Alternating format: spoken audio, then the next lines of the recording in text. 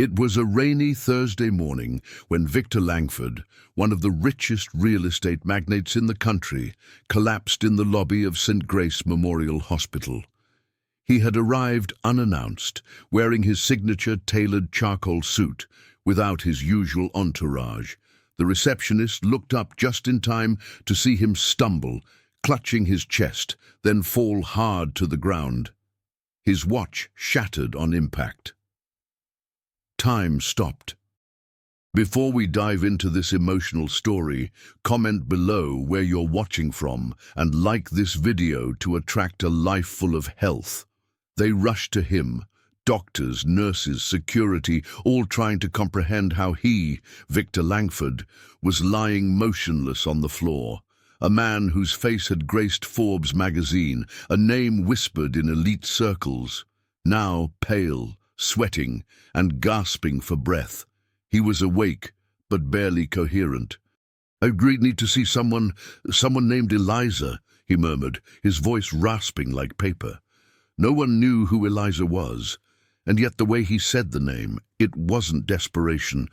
It was something heavier, like regret. The ER team wheeled him through sliding doors as alarms rang overhead.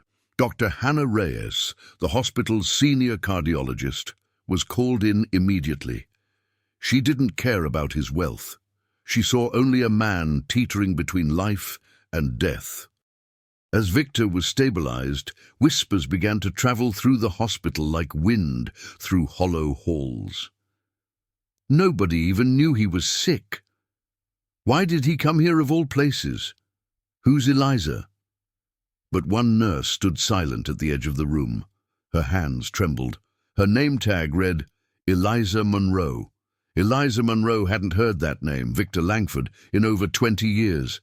And yet, as he was wheeled past her unconscious, pale and broken, her heart recognized him before her eyes could. She stood rooted in place. Memories flooded back like a dam breaking, the long summer nights in Willow Creek, the stolen kisses under the bleachers, the promises whispered under starlit skies, and the letter he never answered. She had been only 19 when she found out she was pregnant. He had already left for New York to build his empire. She wrote him once, twice, 3 times. No reply. Eventually, she stopped trying. Their daughter Lily was born with a congenital heart defect. For the first 10 years of her life, Eliza lived in and out of hospitals. She worked double shifts, sold her mother's jewelry, gave up college, everything, just to keep Lily alive. Now, the man who had vanished from her life lay 10 feet away, fighting for his own. Eliza felt her knees go weak. Nurse Jenny touched her shoulder. "You okay?" She nodded slowly. I think I knew him. A long time ago. In the ICU, Victor's condition stabilized, but the prognosis was grim. Dr. Reyes reviewed the scans. "We're looking at severe aortic dissection. He'll need emergency surgery, and even then, survival is uncertain."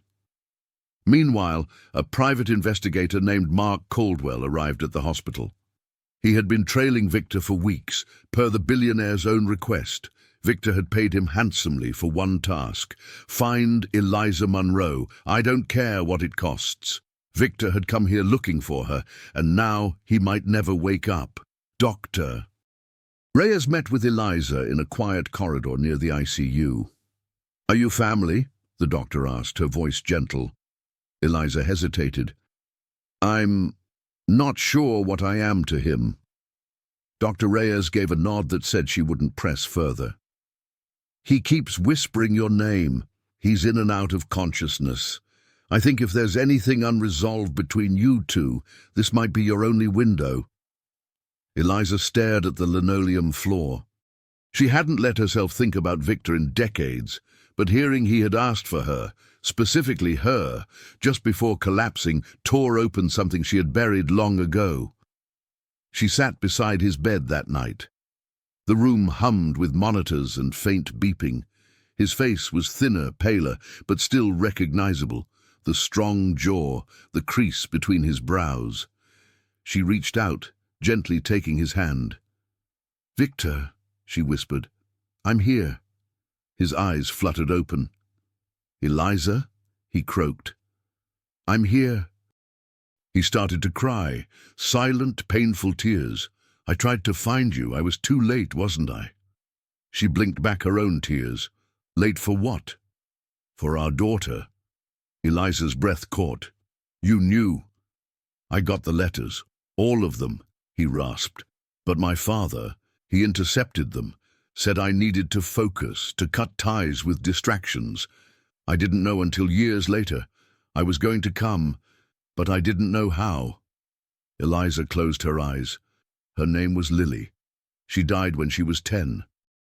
Victor let out a sound that was part sob, part gasp. "I'm sorry, God, I'm so sorry."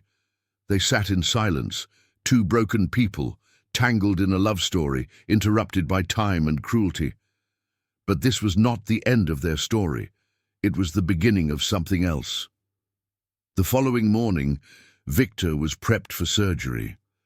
The surgical team briefed Eliza on the risks: massive internal bleeding, cardiac arrest, low chances of survival.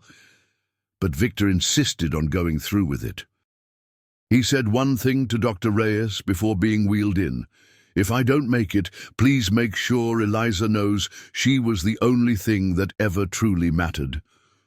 Eliza stood at the hallway window, watching as the doors closed behind him. Her fingers trembled as she pressed them against the glass. The last words Lily ever said echoed in her mind. "Will he ever know I existed?" The surgery lasted nearly 9 hours. The hospital held its breath. Eliza didn't move. She sat in the waiting room chair, holding an old photograph of Lily, her little girl with hazel eyes and a crooked smile, so much like Victor's. Dr. Reyes emerged at last, removing her gloves slowly. "He made it," she said. "It was close, but he made it." Eliza gasped and covered her mouth. Tears flowed down her cheeks, not because she still loved him, but because something inside her had shifted. The anger, the resentment, the years of solitude, they were softening. Victor's recovery was slow. He couldn't walk at first, needed assistance eating, breathing. But every day Eliza visited. Sometimes she sat in silence. Sometimes she read from Lily's favorite book. And sometimes they just looked at each other, two survivors of the same loss, finally facing it together. One morning, Victor reached for her hand. "Tell me about her. Everything." And Eliza did. She spoke for hours about Lily's laugh, her dreams, her battles. Victor wept. "I should have been there." Eliza nodded. "Yes. But you're here now, and that counts for something." And it did. Victor's rehabilitation became a quiet ritual at St. Grace. He would shuffle down the hallway, assisted by a nurse, his steps shaky but determined. Each lap he made past the pediatric ward, he would glance through the glass, eyes lingering on the children with IV poles and oxygen tubes, their small hands gripping plush animals. He never spoke during those passes, but something stirred within him every time. One day, Eliza found him standing still, staring into one of the rooms. A little boy inside was playing alone, too weak to stand, his skin pale from chemotherapy. Victor's eyes didn't leave him. "I want to do something," he said softly. "For them. For the ones who don't get the help they need." Eliza tilted her head. "Like what?" "I've got more money than I'll ever spend. I built towers and resorts, but nothing that actually mattered. I want to fund something here, a wing, a program. Something in Lily's name." Eliza's breath caught in her throat. "Victor, I missed her life. Maybe I can help someone else keep theirs." She took his hand, and for the first time in decades they smiled, not from joy, but from understanding. That week, Victor called in his legal team. They worked around the clock with the hospital's board. Plans were drawn up for the Lily Monroe Pediatric Cardiac Center. State-of-the-art, fully funded. every child treated regardless of their family's income. Word spread fast. Reporters hovered outside, but Victor refused interviews. "This isn't for me," he said. "It's for her." At the groundbreaking ceremony, Eliza spoke. Her voice trembled, but never broke. "Love doesn't end when someone leaves this world. It stays, waiting for a place to grow. This center is proof of that." Victor stood beside her, no longer a tycoon seeking redemption, but a father finally learning how to love, even after loss. Months passed, and the walls of the Lily Monroe Pediatric Cardiac Center began to rise. Children came to watch the cranes and bulldozers, some in wheelchairs, others holding their parents' hands. It became a place of anticipation, of hope. And for Victor, it became a mission larger than any building he had ever constructed. Eliza had returned to nursing full-time, yet now she worked with a quiet serenity, a sense of purpose renewed. She spent more time with the children, often telling them stories of a little girl who once had the same fears but never let them dim her smile. One evening, as the sky turned gold outside the hospital windows, Victor sat with Eliza in the chapel, a small, rarely used room filled with candles and quiet. "I never believed in second chances," he said. Eliza looked at him, the flickering light reflecting in her eyes. "Sometimes we don't get them in the way we expect." He nodded. "If I hadn't collapsed, I would have never seen you again, or learned about Lily." Victor reached into his coat and pulled out a velvet box. Inside was a necklace, silver, simple, with a heart-shaped locket. "I had this made. There's a photo of her inside, and a promise." Eliza opened it with trembling fingers. Inside was Lily's hospital picture, and a note etched in tiny letters. "I will carry her in every breath I take." Eliza could no longer hold back her tears. She leaned into him, and for a long moment they stayed like that, two people who had lost everything but found each other again in the ruins. Victor's health continued to improve. The doctors called it remarkable. But he knew it wasn't medicine alone that healed him. It was purpose. It was love rediscovered. It was the haunting echo of a child's voice he never got to hear, now guiding his every step. But life had one more surprise in store. Spring came early that year, breathing warmth into the walls of St. Grace. The Lily Monroe Pediatric Cardiac Center neared completion, its curved glass facade reflecting the golden light. Victor walked with less assistance now, his strength returning little by little. He would often sit by the construction site with a sketch pad, drawing ideas for the garden he wanted to build just outside the wing. A sanctuary, he called it, where kids can breathe between battles. Eliza joined him one morning with 2 coffees and a folded envelope. She looked nervous. "What's that?" Victor asked, setting aside his pencil. "A letter," she replied. "From Lily. She wrote it for you. Years ago. I kept it, but never mailed it." Victor's hands shook as he took the envelope. He stared at it for a long moment before finally opening it.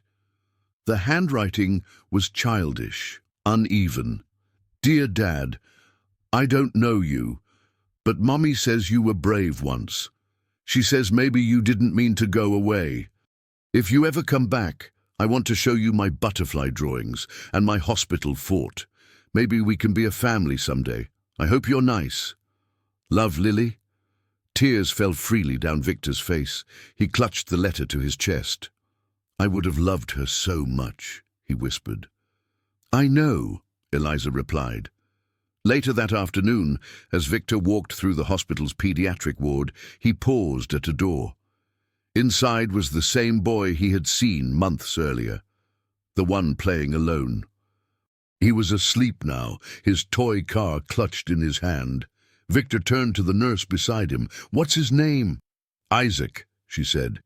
"He's been here a while. Parents left him. He's a ward of the state." Victor didn't say anything for a moment.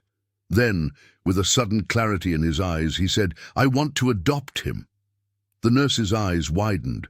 "Are you sure?" "I'm more sure of this than anything I've ever done."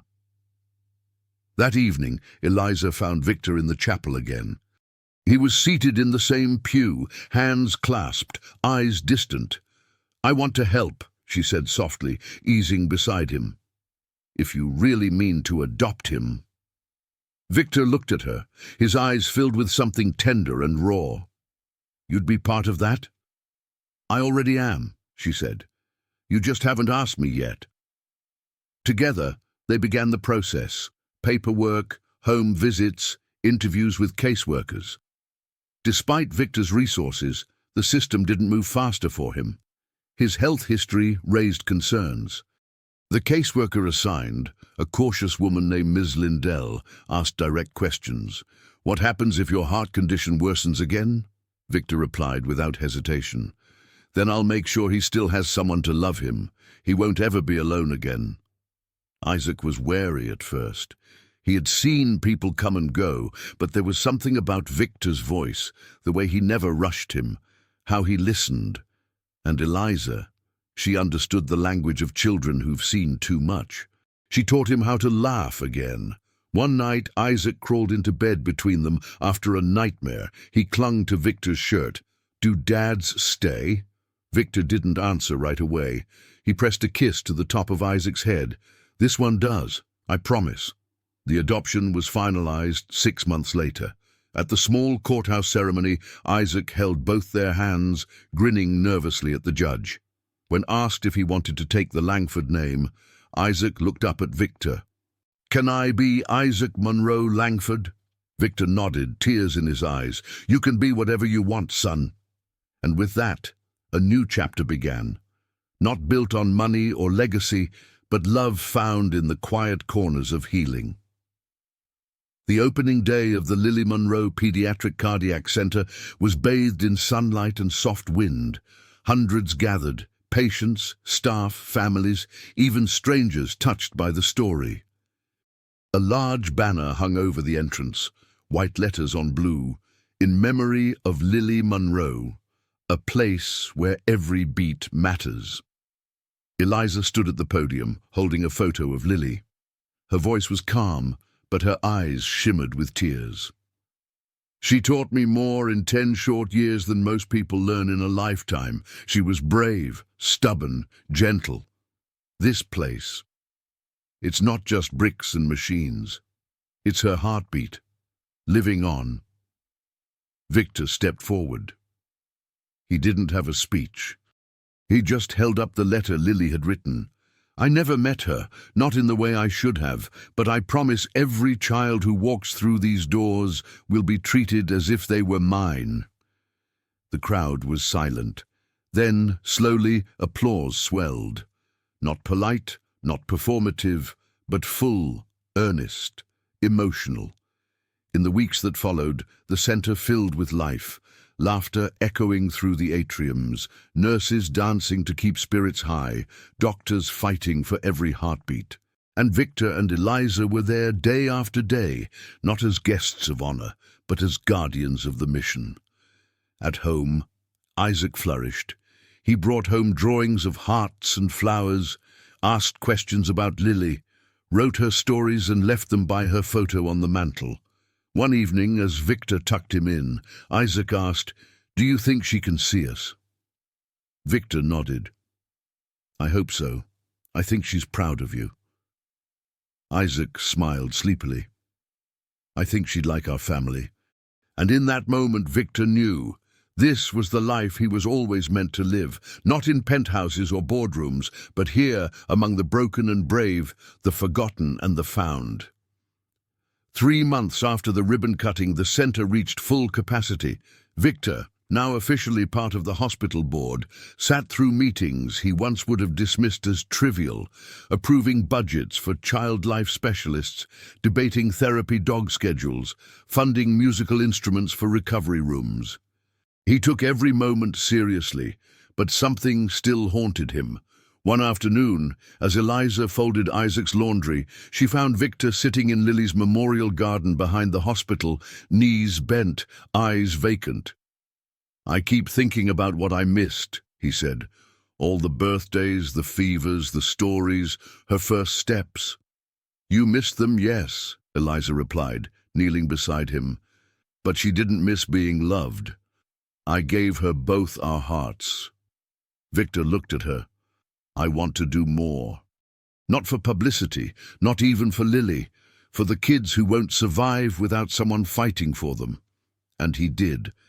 Victor launched a foundation, the Langford Hope Initiative. Its mission: no child in America should die because of financial barriers to heart surgery. In less than a year, they funded operations in 8 states. Doctors wrote letters, parents sent photos, survivors sent bracelets, drawings, handwritten thank you notes. One day, Victor received a letter from a girl named Janie who'd had surgery in Oklahoma. She wrote, "Dear Mr. Langford, they said I was going to die, but now I'm starting dance class. Mommy says you're like a magic angel. I think you're just a really nice man. Love, Janie." Victor kept it in his wallet. At night, when the world grew quiet, he'd read Lily's letter and then Janie's. 2 voices, one from the past, one from the future, reminding him that love, when acted on, has no expiration date. Victor's relationship with Eliza deepened, not just as co-parents or former lovers reunited by grief, but as partners who had weathered decades of silence, regret, and now rebirth. They moved in together, slowly blending their routines. Eliza still took long walks alone. Victor still drank his coffee, too bitter, but they learned each other again, this time with softer hands, quieter expectations. One evening, Eliza asked, "Do you think Lily would have liked me today, this version of me?" Victor answered without hesitation, "She'd adore you. You're still her mom. You never stopped being her world." They kept Lily's memory alive in small, honest ways. A garden bench with her name carved in it, a scholarship in her honor for young women entering pediatric nursing, a drawer in Isaac's room where he kept his Lily letters, notes he wrote and never sent. But not all days were light. One autumn, Isaac came home from school shaken. A classmate had said something cruel about orphans, about being bought. That night he didn't want to eat. He curled up in Eliza's lap, eyes swollen. "Why did my real parents leave me?" Victor knelt beside him, took his hand. "Sometimes people are too broken to stay. But that doesn't mean you were unlovable. It means they didn't know how to hold something so precious." "Am I really yours?" "You are mine in every way that matters," Victor whispered. "I chose you, with my heart, with my life." And Isaac, through tears, whispered, "I choose you too." Moments like these stitched the family together, not in perfection, but in truth. And that was enough. Winter arrived with an early snowfall, dusting the rooftops of the hospital and the small brick house where Victor, Eliza, and Isaac now lived.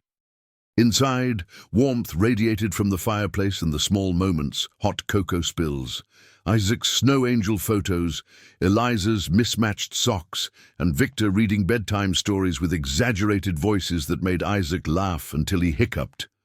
But amidst the joy, news came that shook them all. Dr. Reyes, the same cardiologist who had saved Victor's life, was diagnosed with advanced pancreatic cancer. When Victor heard, he didn't speak. He simply left the dinner table, went outside into the snow, and stared at the sky. "She saved me," he said when Eliza followed him out. "She didn't have to, but she did. Without her, none of this would exist." Dr. Reyes insisted on working as long as she could. Her voice was weaker, her pace slower, but her presence remained a pillar at St. Grace. One afternoon, Victor visited her office with a simple envelope. Inside, a letter and a check. She opened it, eyes wide. "Victor, this is too much. "It's not a donation," he said. "It's a promise. For every doctor who fights like you did, for every patient who needs someone like you, I want to name the main atrium after you." Tears welled in her eyes. "I didn't save you for recognition." "You didn't," he said, "but that doesn't mean I shouldn't thank you properly." The atrium dedication brought the community together again. Dr. Reyes stood under the glass ceiling, frail but glowing, her name engraved in bronze beneath the hospital crest. Later that day, she whispered to Eliza, "He was always meant to be more than money. He just needed a reason." And now he had many. As spring returned, so did a sense of permanence. The house no longer felt like a recovery ward for Victor's past. It felt like home. One Saturday morning, Isaac came into the kitchen with paint on his hands and a wide grin. "I want to make something," he declared. "What kind of something?" Victor asked, sipping his coffee. "A wall, with all of us, like a family wall." Eliza smiled. "A mural?" "Yes," Isaac shouted. "Me, you, Mom, and Lily." They cleared out the garage, bought paints, brushes, canvas rolls. It started as stick figures and grew into a sprawling, vibrant depiction of their story.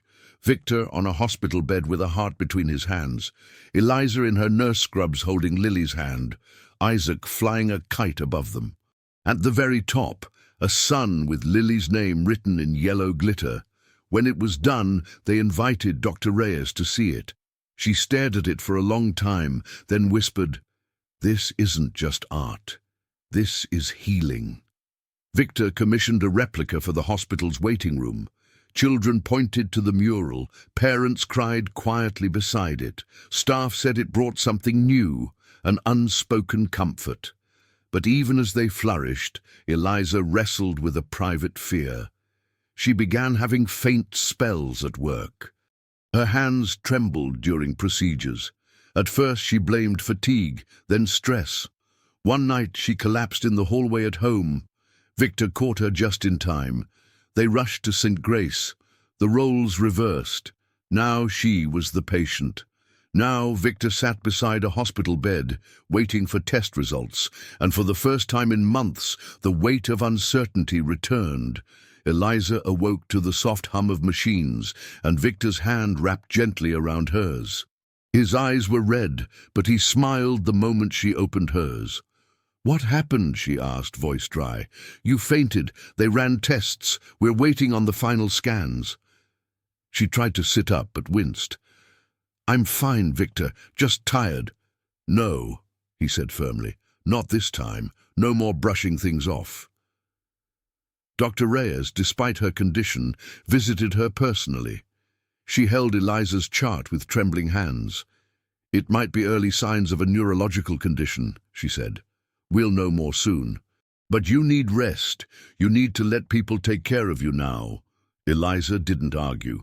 For the next several days, Victor did everything, managing Isaac's school, overseeing the foundation, cooking badly, and sitting beside Eliza every night. And Isaac, sweet and sensitive, brought her drawings daily. "This one is you flying," he said once, "because you're going to get better." Victor watched them and felt something shift inside him again, a reminder that life was fragile, no matter how much love or money you had. When the diagnosis came, it was a relief and a challenge, a manageable autoimmune disorder affecting her circulation and motor control, treatable, not curable, but not fatal. "She'll need to slow down, maybe stop nursing eventually," Dr. Reyes said, "but she'll live a long life if she's careful." Eliza cried, not from fear, but from gratitude. She was given a second chance too. Victor made a decision that night. He called an architect and began designing a new wing at the center, this one for long-term pediatric recovery and caregiver support. He would name it the Eliza Monroe Healing Pavilion, and he would build it while holding her hand every step of the way. Months later, the foundation for the Eliza Monroe Healing Pavilion was poured under a cloudless sky. Isaac placed the ceremonial first brick, his tiny hands shaking as he smiled for the crowd. Victor watched from behind the podium, overcome by a different kind of emotion, one not driven by guilt or redemption, but by pride. The kind that comes from knowing your life has finally aligned with its true purpose. Eliza, now on a reduced nursing schedule and focusing on administrative mentorship, had found a new rhythm. She still missed the rush of emergency care, but in this season of life she had learned to embrace gentler joys, helping a young nurse navigate burnout, spending more evenings home with Isaac, watching sunsets from their porch swing. One evening, Isaac sat on the couch with a book open on his lap. "Can I ask something?" "Anything," Victor said. "Do you think Lily would have liked me?" Victor paused, then smiled. "She would have adored you. She would have been your biggest fan." Isaac nodded, thoughtful. "Then I want to be like her." "You already are," Eliza said from the kitchen. "Kind, brave, always full of questions."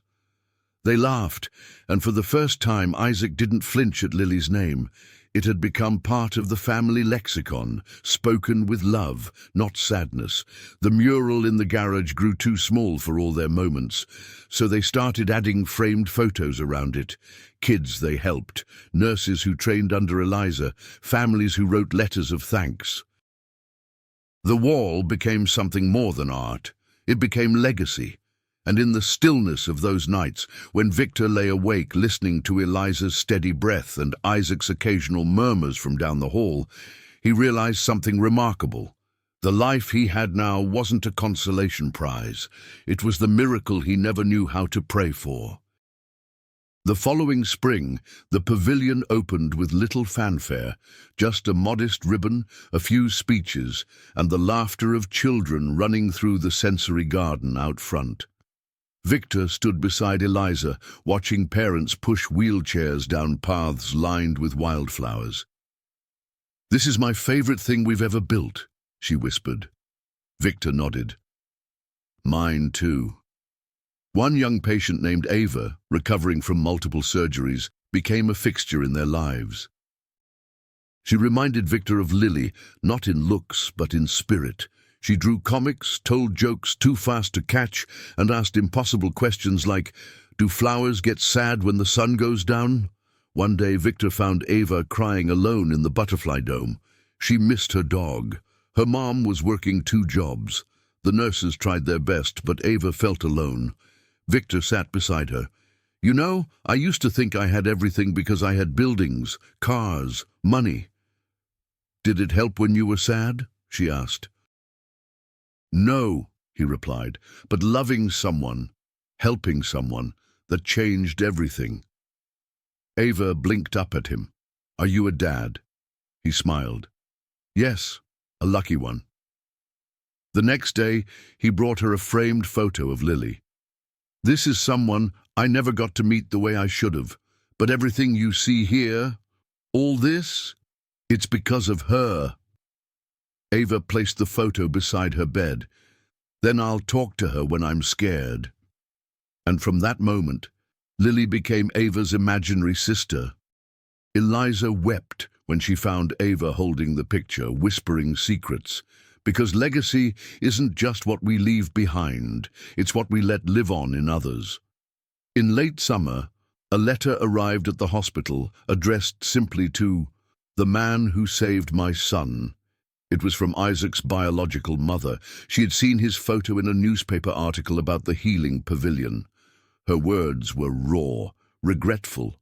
She didn't ask for custody. She didn't want to disrupt Isaac's life. She only wanted to say thank you for loving him, for raising him, for giving him a life she couldn't. Victor sat with the letter in his lap for a long time. Then, without hesitation, he showed it to Eliza. "Should we tell him?" he asked. Eliza nodded. "With truth and love." That night, they sat Isaac down, explained where the letter came from, that no one was trying to take him away, that he had always been and would always be theirs. Isaac listened quietly. When they finished, he said, "I think I'd like to write her back. Just one letter." So he did. He told her about school and the mural and his new friends.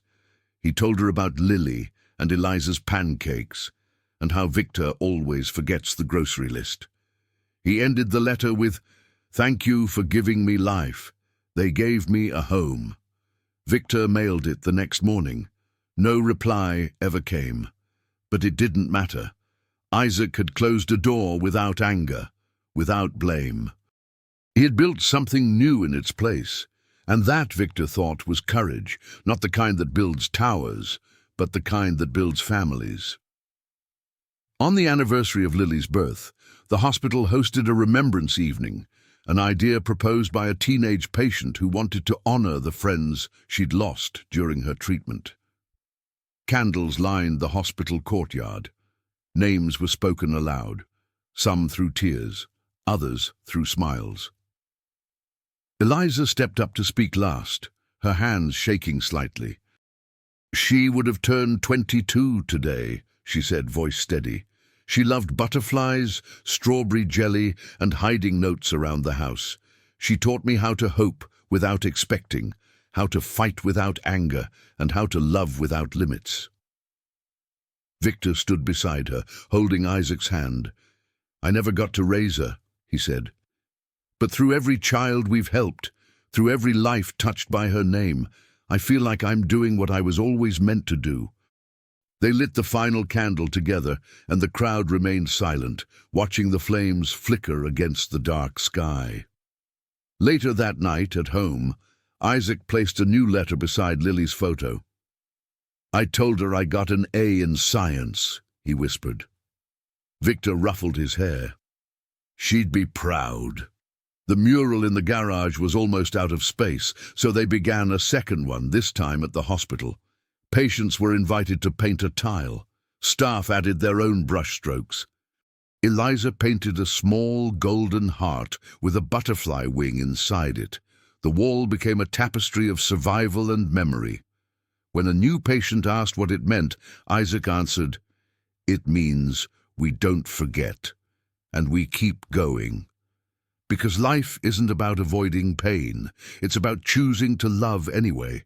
Years passed. Victor's hair turned silver. Eliza's steps grew slower. Isaac shot up like a sunflower, his voice deeper, his laugh the same.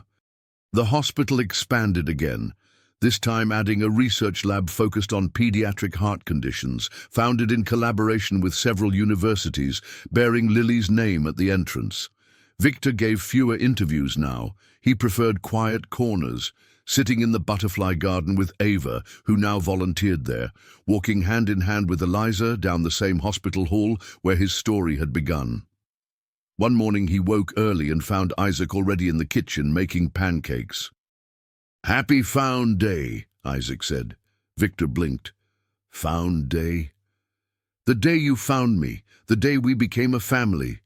Victor smiled, tears threatening. "I thought that was your adoption day." "No," Isaac said, "that's when it became legal.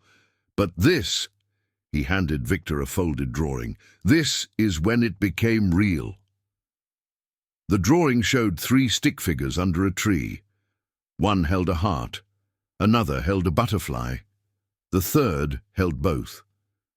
Victor couldn't speak, because some things are too sacred for words. That evening they sat on the porch, watching the sunset paint the sky in colors Lily might have chosen herself. "I still miss her," Eliza said. "Me too," Victor replied. "Every day. But we did something with the pain.